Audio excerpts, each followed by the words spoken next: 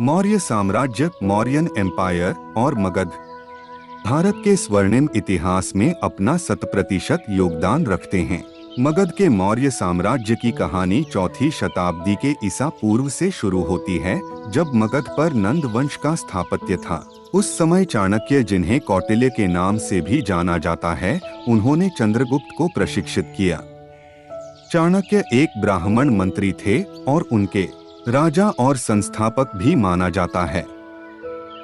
उनकी माता का नाम मुर था, इसलिए उन्हें संस्कृत में मौर्य कहा जाता था, जिसका अर्थ है मुर का पुत्र।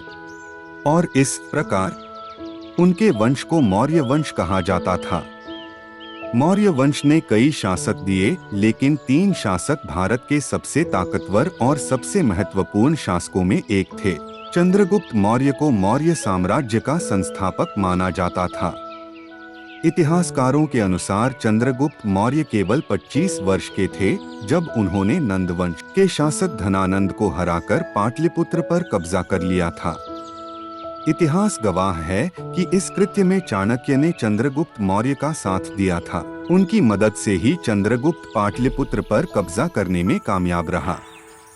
चंद्रगुप्त ने जल्द ही पंजाब के पूरे क्षेत्र पर विजय प्राप्त कर ली। चंद्रगुप्त ने अपने जीवन के अंतिम दिनों में जैन धर्म को अपनाया और अपने बेटे बिंदुसार के पक्ष में सिंहासन से उतर गए। बाद में चंद्रगुप्त भद्रभागु के नेतृत्व में जैन भिक्षुओं के साथ मैसूर के पास श्रवणबेलगोला गए और ठेठ जैन फैशन में खुद को कई दिनों तक भूखा रखा। चंद्रगुप्त ने लगभग 25 वर्षों तक शासन किया और उसके बाद उन्होंने अपने पुत्र बिंदुसार के लिए अपना सिंहासन छोड़ दिया। यूनानी बिंदुसार को अमित्रगाथा के नाम से जानते थे, जिसका अर्थ है शत्रुओं का कातिल।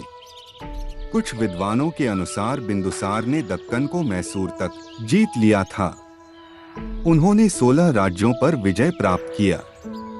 संगम लिटरेचर के अनुसार मौर्य ने सुदूर दक्षिण तक आक्रमण किया, इसलिए यह कहा जा सकता है कि बिंदुसार के शासन के दौरान मौर्य वंश मैसूर तक फैला हुआ था और इसलिए इसमें लगभग पूरा भारत शामिल था। लेकिन कलिंग, उड़ीसा को अब तक मौर्य वंश के हिस्से में शामिल नहीं किया गया था। महान अशोक 268 से 232 ईसा पूर्व अशोक मौर्य वंश का एक भारतीय सम्राट और बिंदुसार का पुत्र था।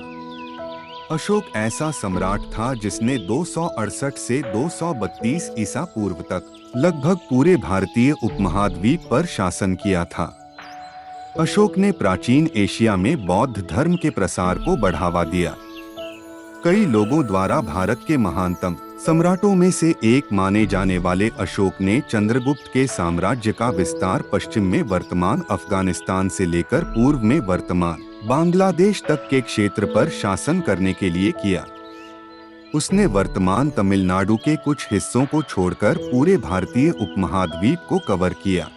साम्राज्य की राजधानी पाटलिपुत्र, मगध में, वर्तमान पटना में, तक्षशिला, बाद में तक्षशिला और उज्जैन में प्रांतीय राजधानियों के साथ थी।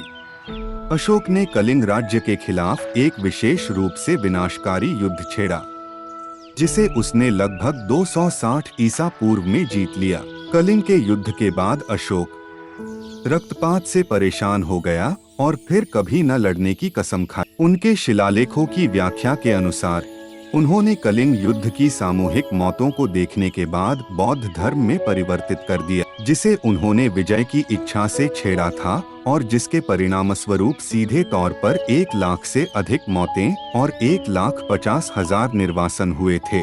उन्हें अशोक स्तंभों को खड़ा करने और उनके शिलालेखों को फैलाने के लिए याद किया जाता है।